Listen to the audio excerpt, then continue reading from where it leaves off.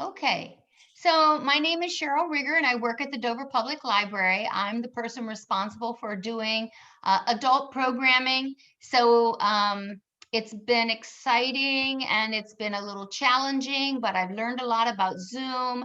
And I think we've had some interesting programs and some programs coming up that will be interesting.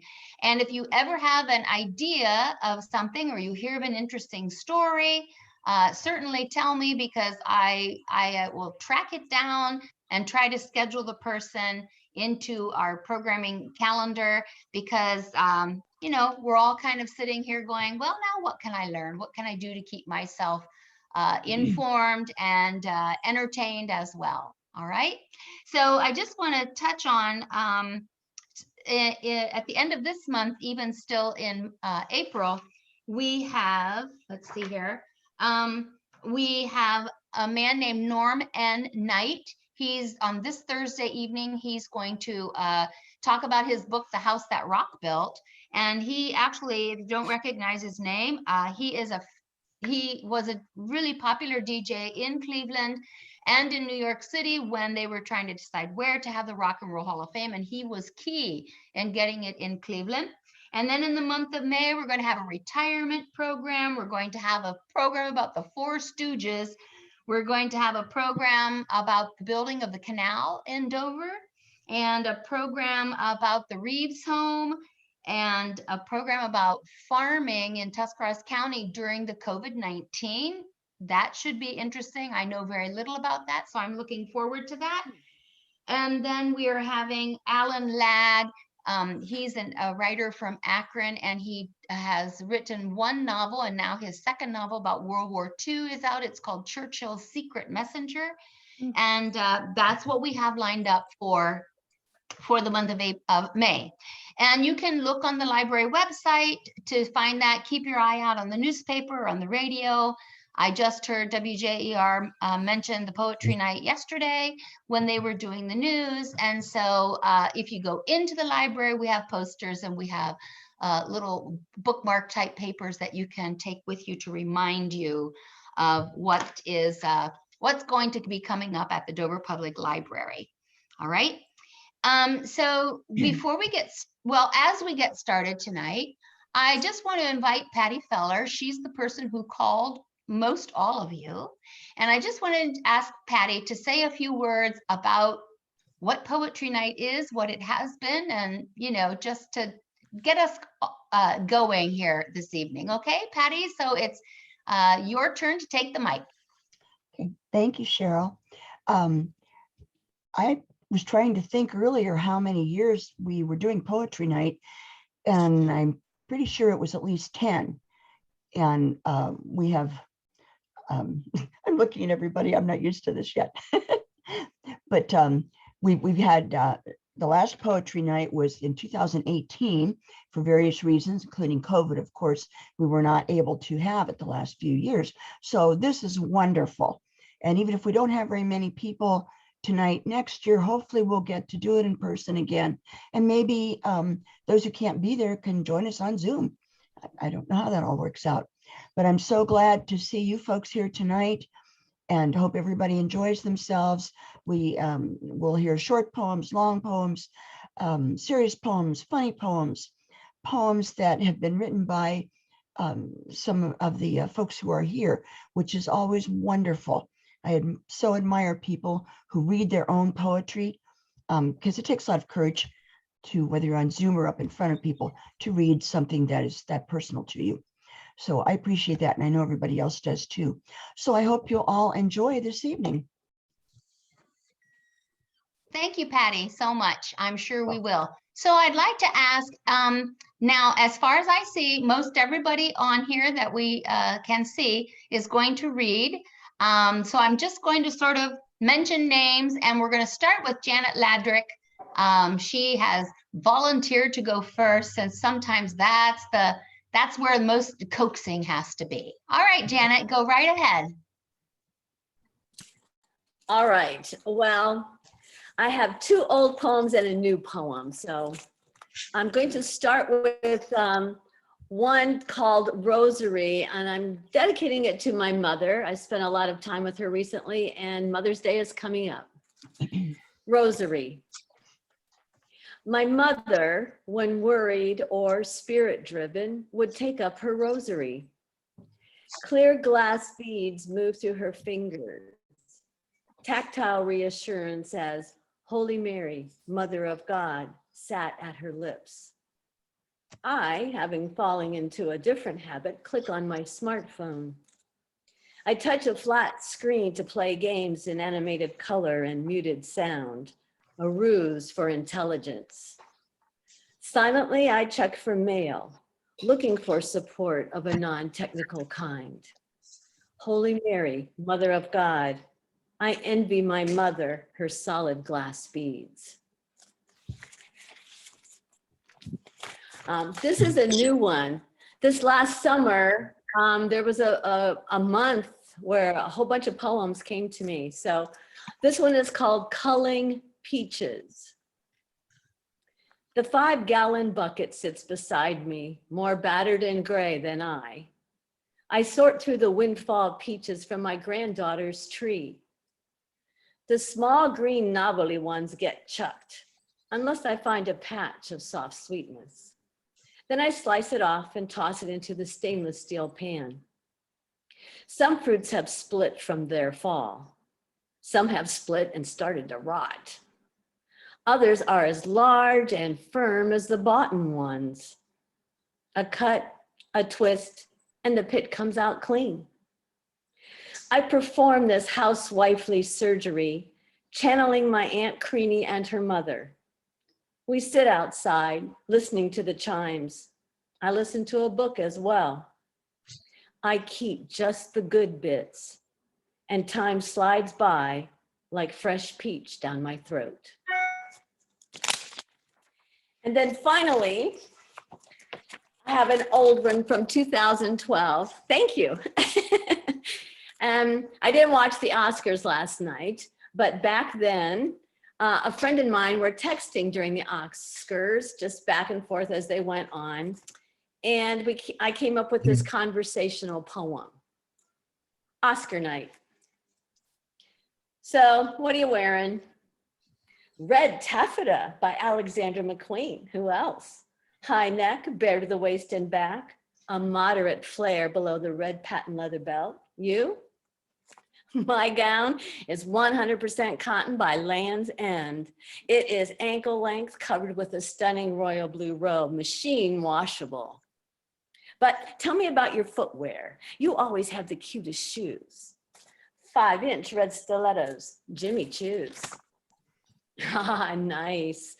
I will most likely be wearing pink moisturizing socks, fleece lined and decorated with red, white, and pink hearts. Oh, by the way, I'm wearing a 6-carat blue diamond pendant from Harry Winston. No need to be flamboyant this evening. I agree. Keep it simple. No jewelry at all for me. What are you doing with your hair? I'm dyeing it solid black and having it cut in a Louise Brooks do-me bob. I prefer a natural, uncombed look, slightly damp. Are you carrying one of those little box purses? No bag, just a titanium wallet. I will definitely have a bag of chips. See you at the after party.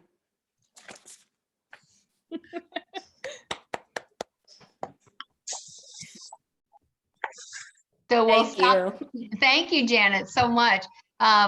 You know, that is very true. They're all on the red carpet and we're just slushing on the couch there, you know, a little bit. That's really great. That captures the night, doesn't it, for us? Yeah, that's wonderful. And I guess we don't have to comment about every poem, but I guess one of the beauties of poetry is that it takes sometimes the most common things like the peaches and elevates it into a better memory, something that you can hold on to and relive over and over again. So, yeah. Well, thank you so much. All right. So does somebody want to volunteer to go, or should I pick victims? Why don't you pick? Okay, I'll just pick. So let's see here. Bronwyn, would you like to read Sure. something? All right. Sure. The poem I'm going to read is a little long. I decided to read a poem by Mary Oliver. She was a poet laureate. She was also from Ohio. And, she passed away last year. And when I was young, I loved her poem about the wild geese. And it always resonated with me. And as I've gotten older, I find that some of her poems have different meanings to me as I've gotten older. And so the poem I'm going to read to you tonight is one that I hadn't read when I was young. And now I think I have a different understanding of it than I might have if I had found it sooner in my life. All right, this is a poem. It's a series of short poems that all make up one poem called From the Book of Time. I rose this morning as usual and went to my desk, but it's spring and the thrush is in the woods somewhere in the twirled branches and he is singing. And so now I'm standing by the open door and now I am stepping down onto the grass. I am touching a few leaves. I am noticing the way the yellow butterflies move together in a twinkling cloud over the field. And I am thinking, maybe just looking and listening is the real work. Maybe the world without us is the real poem. For how many years have you gone through the house, shutting the windows while the rain was still 5 miles away and veering, plum-colored clouds to the north away from you, and you did not even know enough to be sorry? You were glad those silver sheets with the occasional golden staple were sweeping on elsewhere, violent and electric and uncontrollable. And you will find yourself finally wanting to forget all enclosures, including the enclosure of yourself, O lonely leaf. And will you dash finally frantically to the windows and haul them open and lean out to the dark silvered sky, to everything that is beyond capture, shouting, I'm here, now, now, now, now. I dreamed I was traveling from one country to another, jogging on the back of a white horse, whose hooves were the music of dust and gravel, whose halter was made of the leafy braids of flowers, whose name was Earth, and it never grew tired, though the sun went down like 1,000 roses, and the stars put their white faces in front of the black branches above us, and then there was nothing around us but water. And the white horse turned suddenly, like a bolt of white cloth opening under the cloth cutter's deft hands, and became a swan. Its tongue red flickered out as it perceived my great surprise, my huge and unruly pleasure, my almost unimaginable relief. And whoever shall be guided so far by the mysteries of love, by contemplating beautiful things rightly in due order, is approaching the last grade. Suddenly he will behold a beauty marvelous in its nature, that very beauty, Socrates, for the sake of which all earlier hardships had been born. In the first place, everlasting and never being born, nor perishing, neither increasing nor diminishing. Secondly, not beautiful here and ugly there, not beautiful now and ugly then, not beautiful in one direction but ugly in another direction, not beautiful in one place but ugly in another place. Again, this beauty will not show itself like a face or hands or any bodily thing at all, nor as a discourse or a science, nor indeed as residing in anything as in a living creature on earth or in heaven or anything else, but by being itself with itself, always in simplicity. While all beautiful things elsewhere partake of this beauty in such manner, then when they are born and perish, it becomes neither less nor more, and nothing at all will happen to it. What secrets fly out of the earth when I push the shovel edge and when I heave the dirt open? If there are no secrets, what is that smell, that sweetness rising? What is my name? Oh, what is my name that I may offer it back to the beautiful world? Have I walked long enough where the sea breaks raspingly all day, all night upon the pale sand? Have I admired sufficiently the little hurricane of the hummingbird, the heavy thumb of the blackberry, and the falling star? Count the roses red and fluttering. Count the roses wrinkled and salt, each with its yellow lint at the center, each with its honey pooled and ready. Do you have a question that can't be answered? Do the stars frighten you by their heaviness, their endless number? Does it bother you that mercy is so difficult to understand? For some souls, it's easy. They lie down on the sand and are soon asleep. But for others, the mind shivers in its glacial palace and won't come. Yes, the mind takes a long time, is otherwise occupied than by happiness and deep breathing. Now in the distance, some bird is singing, and I have gathered 6 or 7 deep, red, half-open cups of petals between my hands, and now I have put my face against them, and now I am moving my face back and forth, slowly against them. The body is not much more than 2 feet and a tongue. Come to me, says the blue sky, and say the word. And finally, even the mind comes running like a wild thing and lies down in the sand. Eternity is not later, nor in any unfindable place. Roses, roses, roses, roses. Even now, I remember something. The way a flower in a jar of water remembers its life in the perfect garden. The way a flower in a jar of water remembers its life as a closed seed. The way a flower in a jar of water steadies itself, remembering itself long ago, the plunging roots, the gravel, the rain, the glossy stem, the wings of the leaves, the swords of the leaves rising and clashing for the rose of the sun, the salt of the stars, the crown of the wind, the beds of the clouds, the blue dream, the unbreakable circle.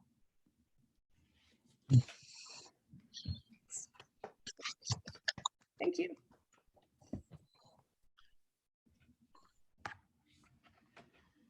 Very nice. Very nice. Yes, very nice. All right. Let's see here. Sharon, I see that you're sitting outside, so you found a place where you have a good connection. So why don't Hopefully. you go next? Okay. Hello. I see my former French teacher, I think, down at the bottom of the screen. Hello.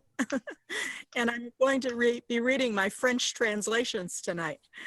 I audited French a couple of years ago at Kent State, so I am a poet myself, and I've written a book of poetry in relation to the art of Vincent van Gogh. And when I was doing that and doing my research for that, I discovered that he loved French poetry. And one of the poets that he really loved was Jules Breton, who was a French artist as well as a poet. He's most well known for his art. One of his paintings is The Song of the Lark. Librarians should be familiar with that name because Willa Cather's book, The Song of the Lark, is taken from that painting. But I discovered he was also a poet, and I decided that I wanted to start translating French poetry. It had been a long time since I had taken French in high school, but I'm doing that now. And I'm translating the poetry of Jules Breton. He was a metrical poet, and I have very strong beliefs about keeping to the same metrical forms as much as possible. And I'm a metrical poet too, so it fits pretty well.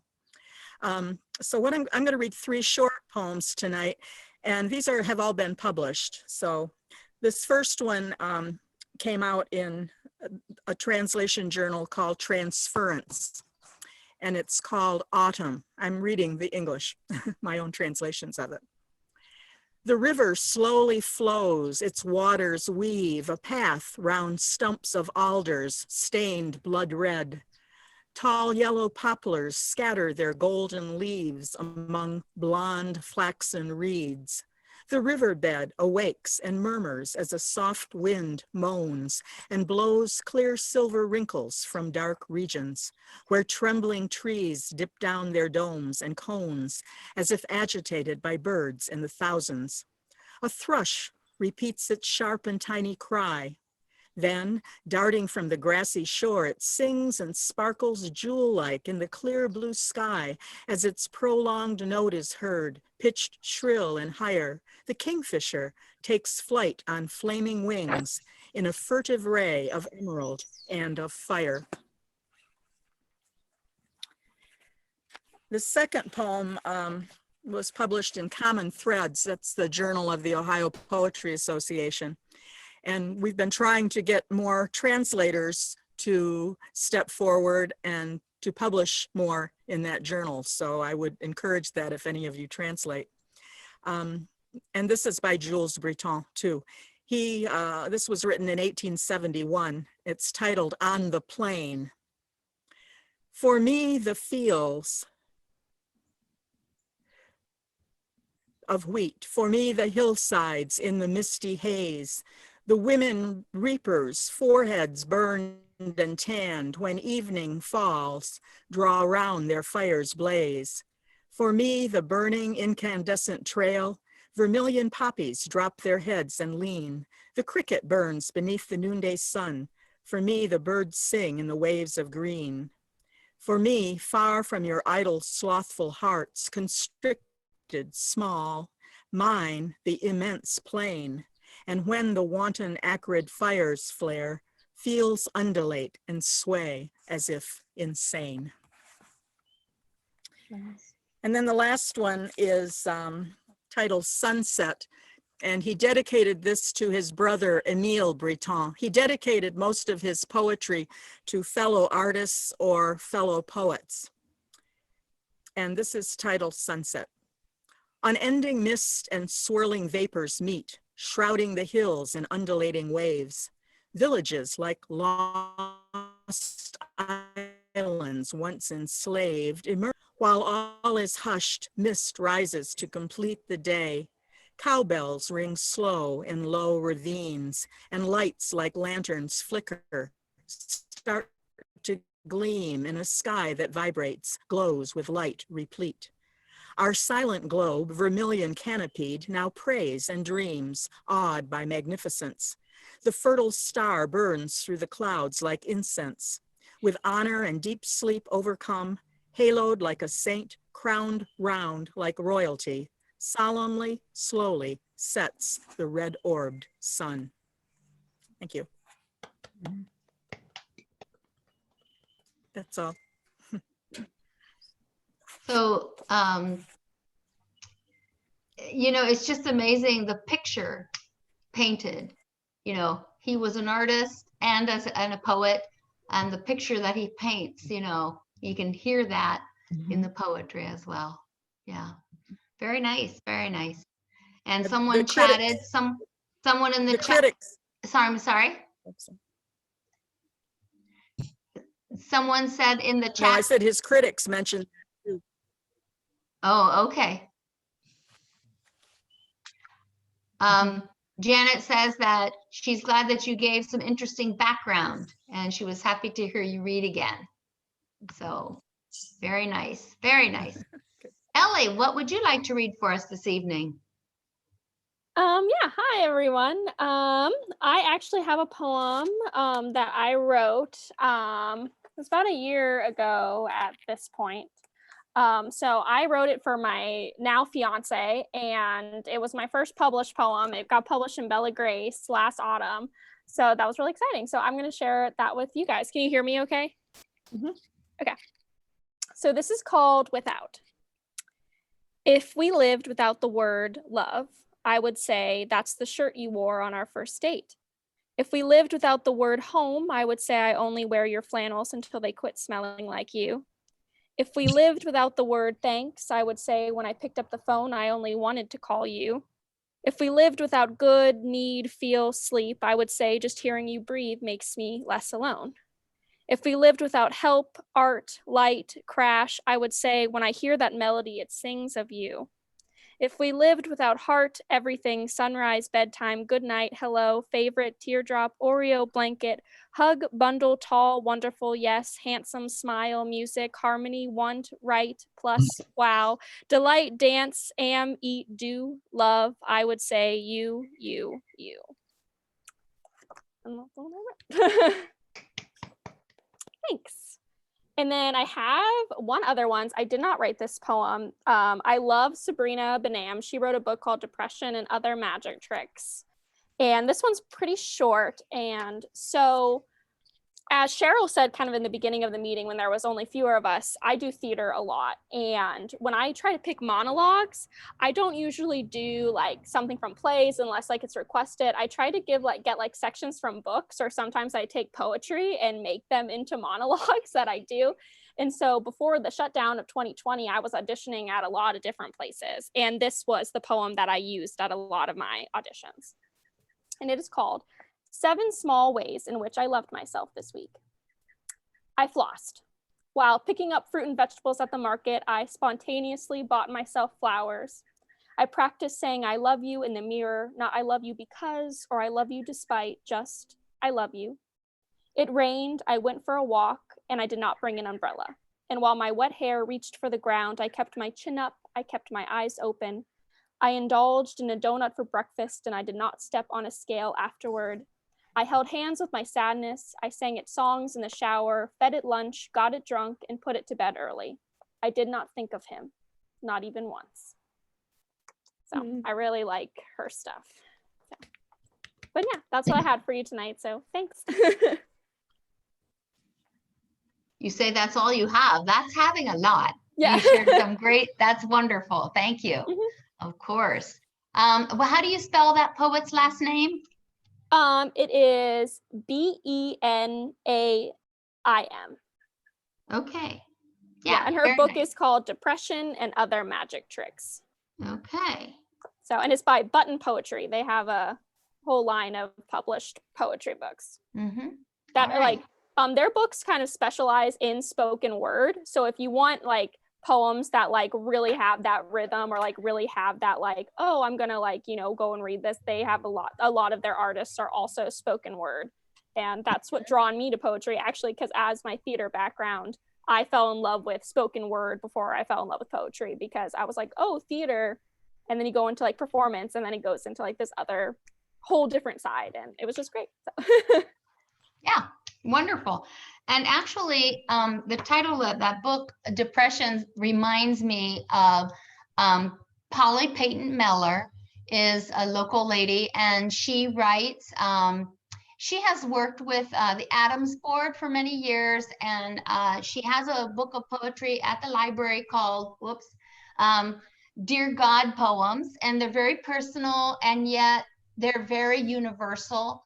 And because she's speaking about how people feel on the inside, I'm going to read that right now, just after Ellie read hers. So this is by Polly Peyton Miller. Dear Lord, I have had to close off some of the parts of my home due to winter coming, and heat will be expensive.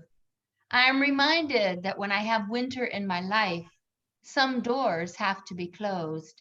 Time for warmth in my heart for others, the chance to be flexible with life, time for change, to accept the snow and cold temperatures that surely will be coming.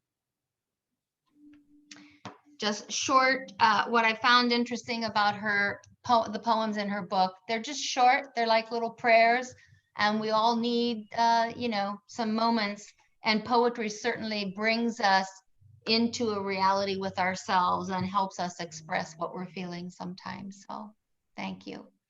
All right, let's see. Dave, have you been inspired to share, or are you still going to listen? Actually, I do have one to share. All right, then we'll hear it. Thank you, Dave. This was written after the 9/11 tragedy in New York and Washington and Pennsylvania. And it was published back in 2007 in a book called, Forever Spoken, and it's a part of the International Library of Poetry. So here it is. It's called America Cried. It was a beautiful day. The skies were so blue, and suddenly America didn't know what to do. Planes crashed and people died and buildings toppled, and America cried.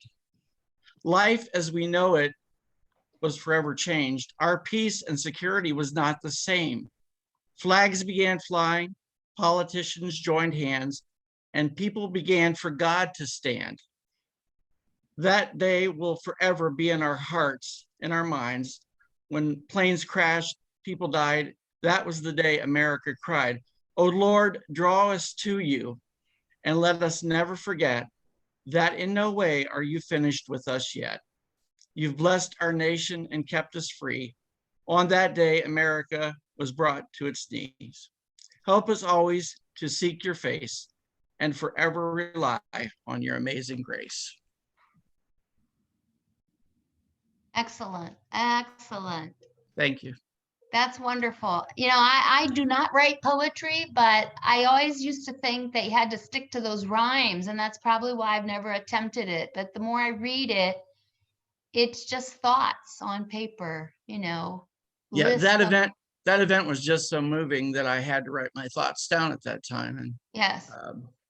so And it preserves how we're all feeling for posterity. So people who didn't live at that time will be able to read that and capture the feeling of that. So thank you for letting me share that. I appreciate it. thank you for sharing. We're very happy that you did.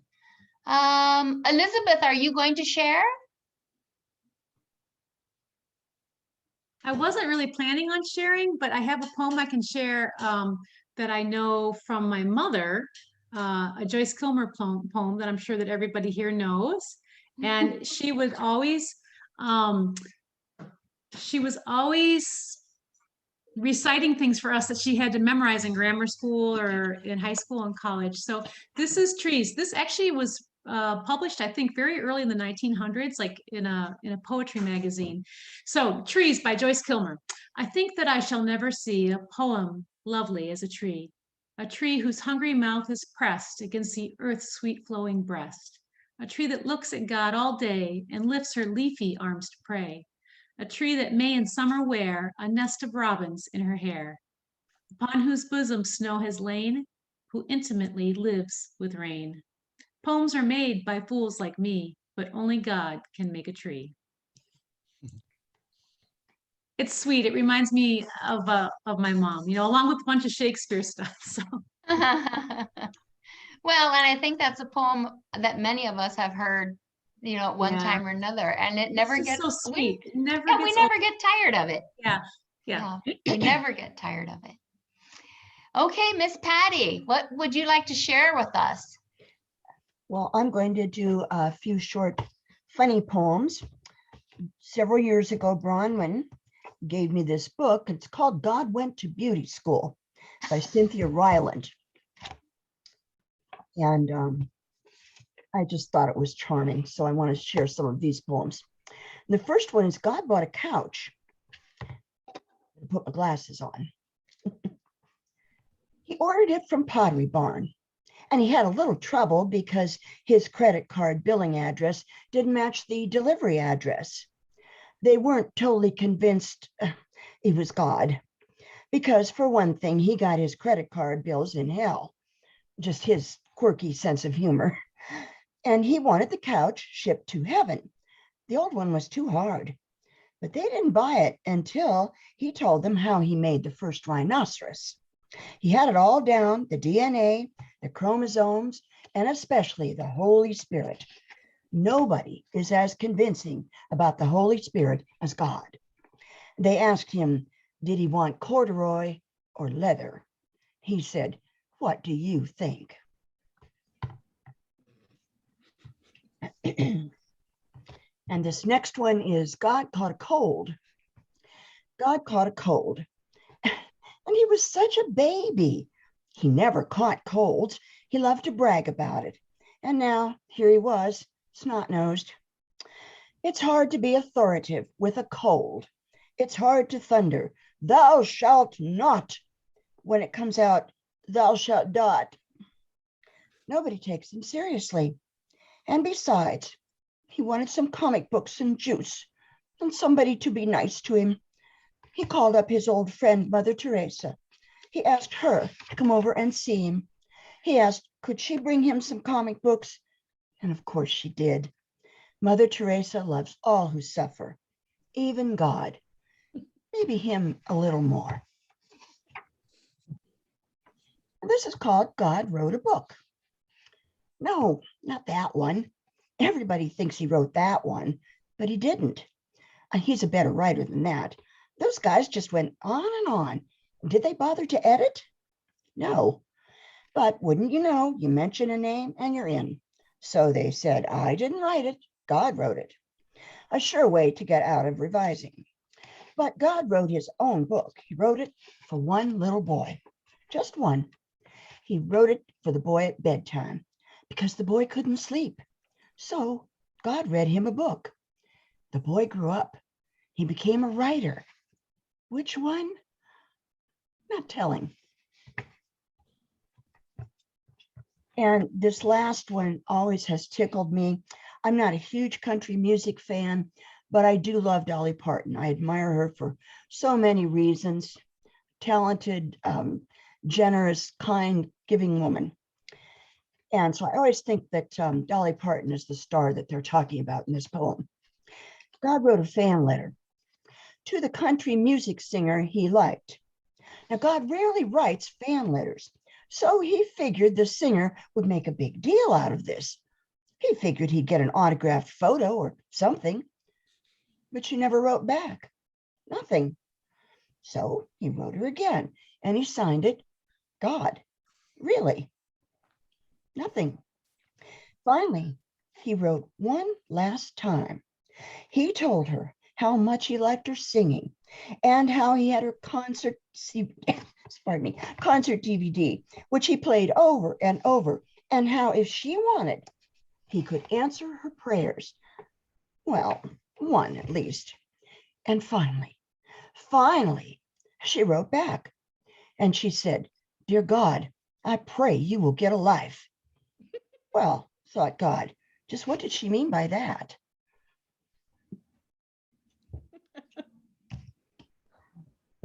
Oh, you're right. The best description of that book is charming. Those make us laugh and they're so simple and, right to the point. That's great. Wonderful. What's the title again? Beg your What's pardon? the title of the book? Called God Went The to title Beauty of School. the God Went to Beauty School, which is also a poem in here. Thank you. Those are great. You read so well. Oh, thank you, Janet. Very nice. Anybody have a poem tucked up their sleeve that they want to share? Ooh. I was actually going to say to Ellie, are you familiar? You said you liked spoken word poetry. Are you familiar with the poet Taylor Mali? No, I'm not. I might have maybe some of their poems, but not off the top of my head. He is a famous spoken word poet. And when I got married to my husband, my son was 10 years old. And we wanted him to be, of course, involved in the wedding. And he ended up walking me down the aisle, and he read a poem by Taylor Mali called Falling in Love is Like Owning a Dog. And it kind of, he was like the hit of the wedding. Mhm. If you give me 1 second, I can find it and read it. I just have to find it quick on my phone. Okay. But I just wondered if you had heard it, because he's a really famous spoken word poet. And he has another famous poem I would recommend to any teacher called What Do Teachers Make by Taylor Mali. But I'll look for it quick and then I'll find the other one. Okay, you look for it. Okay. What do teachers make? I did want to say to Liz Strauss at the library, she gave me a book from the teen department called Virginia versus Loving, or was it Loving versus Virginia? Anyway, it's all poetry, and it's the two people, Mildred was the Black lady who married Richard, the white man, at a time when that was frowned upon. And some of the book is her reading in poetry, and the other half is him and his thoughts about it in poetry. And all I could think of as I read it, it was very beautiful. And all I could think about was seeing that on stage, two people reading, like we've gone to performances of love letters or of John and Abigail Adams reading their letters to each other. That's all I could think about as I read it. And it's just in the teen department at the library. It's just beautiful. So yeah. Okay, did you find it, Bronwyn? I found it. So Okay, great. this is just another example of a poem that was originally written as a spoken word performance. It's called Falling in Love is Like Owning a Dog. First of all, it's a big responsibility, especially in a city. So think long and hard before deciding on love. On one hand, love gives you a sense of security. When you're walking down the street late at night and you have a leash on love, ain't no one gonna mess with you. Because crooks and muggers know that love is unpredictable. Who knows what love could do in its own defense? On cold winter nights, love is warm. It lies between you and lives and breathes and makes funny noises. Love wakes you up at all hours of the night with its needs. It needs to be fed so it will grow and stay healthy. Love doesn't like being left alone for long, but you come home and love is always happy to see you. It may break a few things accidentally in its passion for life, but you can never be mad at love for long. Is love good all the time? No, no. Love can be bad. Bad love, bad, very bad love. Love makes messes. Love leaves you little surprises here and there. Love needs lots of cleaning up after, and sometimes you just want to get love fixed. Sometimes you want to roll up a piece of newspaper and swat love on the nose, not so much to cause pain, but just to let love know, don't you ever do that again. Sometimes love just wants to go out for a nice long walk because love loves exercise. It will run you around the block and leave you panting and breathless, pull you in different directions all at once, or wind itself around and around you until you're so wound up you cannot move. But love makes you meet people wherever you go, people who have nothing in common except love. They stop and talk to each other on the street. Throw things away and love will bring them back again and again and again. But most of all, love needs love, lots of it. And in return, love loves you and never stops. So when my son read this for our wedding, we actually emailed the poet and told him, that he was going to read it for the wedding. And Taylor Molly sent us a beautiful letterpress print of the poem and signed it to us and our family that we framed. Yeah, so that was pretty, and that was when my son, it was very cool for him because he got the email back from the actual guy who wrote the poem. So it was a really big deal. Really nice. Yeah. Yeah. Really special. Now, how do you spell his last name? M-A-L-I. Oh, okay. So Yeah, I did it's have it right. Taylormali. Right. Wonderful. Yeah. Wonderful. All right. Well, small but mighty, right? We had everybody who came read something, and some people more than one, which was a delight. And we had a little bit of a variety. We had some things that were sad, some things that were introspective, some things that were very descriptive, some things that were humorous, some things that brought back memories of traumatic times. That's what poetry is all about. Who else would like to say something? I'm not the expert on poetry. I've written nothing. I'm not an expert on poetry either, but I just want to thank everybody who came tonight. I hope you enjoyed this as much as I have. And hopefully next year we can do this in person. And that'll be even more fun. Although this has been great. I'm just so glad that with the help of my family and friends and Cheryl, I figured I didn't figure it out, but I got the Zoom set up and we were able to do this, or I was able to participate. I wouldn't have missed this for the world. Thank you all. Yes, thanks everybody for coming. Patty, thanks for all the phone calls that you made, because Patty, I told her she's the glue that brought us together, because she has been, participating in Poetry Night for a long time. And so now we're all roped in, and we'll be back next year, and hopefully it will be in person, and we can enjoy each other's company and see each other better. And that would be really great. Yes. But thanks again, everybody, for coming. Thanks for sharing your original and your poems by other people, because it doesn't matter where it comes from. It all comes from the heart. Thank you so much, everybody. All right. Thank you. Bye. For hosting. Bye. Oh, you're very welcome. My pleasure. My pleasure. Thank you, Cheryl. Bye. Okay. Bye-bye. See you, everybody.